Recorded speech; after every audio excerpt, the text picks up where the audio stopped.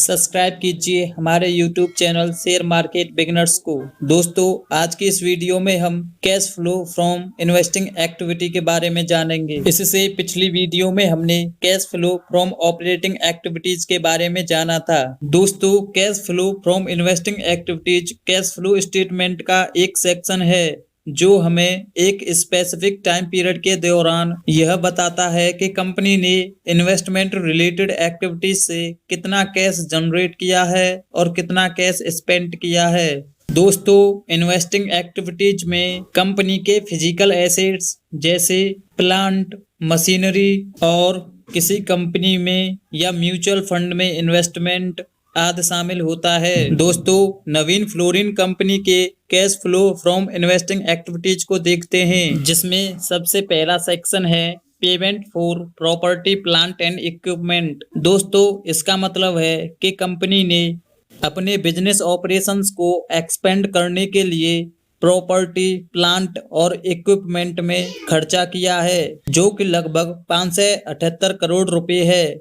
यानी कंपनी ने property, plant और इक्विपमेंट को खरीदा है। इसका मतलब है कि कैश कंपनी से आउटफ्लो हुआ है, जिसको पैरेंथेसिस के अंदर नेगेटिव रूप में दर्शाया गया है। दोस्तों, इस पैरेंथेसिस के अंदर आने वाले नंबर्स का मतलब होता है कि कंपनी ने इतने रुपए का कैश के रूप में आउटफ्लो किया है। अब दोस्तों, कंपनी ने कुछ प्रॉपर्टी, प्लांट और इक्विपमेंट बेचे भी हैं, जिससे कंपनी को अर्निंग हुई है, जो कि लगभग 3 करोड़ के आसपास है। दोस्तों, अगला सेक्शन है increase and decrease in deposit with banks का दे रखा है, जो कि लगभग 391 करोड़ रुपए है। दोस्तों, इसका मतलब है कि कंपनी ने बैंक से पैसे लिए हैं, जो कि कंपनी ने पहले बैंक में जमा किए थे। दोस्तों, यह 391 रुपए कंपनी के पास कैश के रूप में आए हैं, यानी कैश का इनफ्लो हुआ है। दोस्तों, अगला सेक्शन दे रखा है payment for purchase of investments, यानी कंपनी ने 452 करोड़ रुपए के इन्वेस्टमेंट खरीदे हैं, जो कि कंपनी को आने वाले समय में लाभ पहुंचाएगा।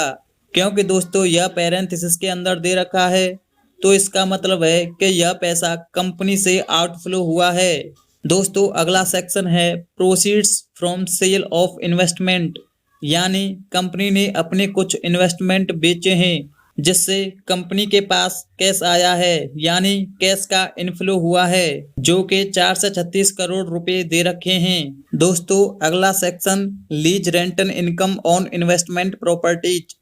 दोस्तों, इसका मतलब है कि कंपनी ने लीज के रूप में इनकम की है, यानी कंपनी के अंदर कैश का इनफ्लो हुआ है, जो कि लगभग 10 करोड़ रुपए है। दोस्तों, अगला सेक्शन डिविडेंड रिसीव्ड का दे रखा है। इसका मतलब है कि कंपनी ने अन्य कंपनियों में भी निवेश कर रखा है, जिससे इसको डिविडेंड मिला है, जो कि लगभग 2 लाख रुपए है। दोस्तों, अगला सेक्शन है इंटरेस्ट रिसीव्ड, यानी कंपनी ने अपना पैसा जो बैंक में जमा किया था उसके ऊपर कंपनी को ब्याज मिली है, जो कि लगभग 18 करोड़ रुपए दे रखी है। दोस्तों, जब हम इस कंपनी का net cash flow from investing activities को कैलकुलेट करेंगे, तो हमें इन सभी सेक्शंस को ऐड करना होगा। इस प्रकार इन सभी सेक्शंस को ऐड करने पर इस कंपनी का नेट कैश जो कि इन्वेस्टिंग एक्टिविटीज से प्राप्त हुआ है, वह लगभग 172 करोड़ रुपए है। लेकिन दोस्तों, यह पैरेंथेसिस के अंदर है, तो इसका मतलब है कि कंपनी का इन्वेस्टिंग एक्टिविटीज में जो नेट कैश फ्लो हुआ है वह नेगेटिव है, यानी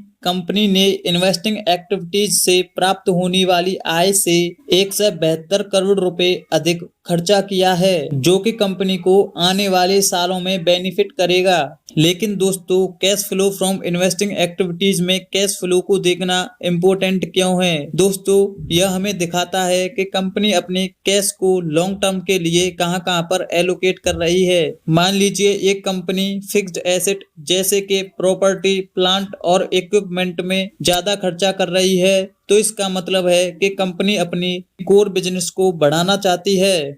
दोस्तों, मैं आशा करता हूं कि cash flow from investing activities के डिफरेंट सेक्शन आपकी समझ में जरूर आए होंगे।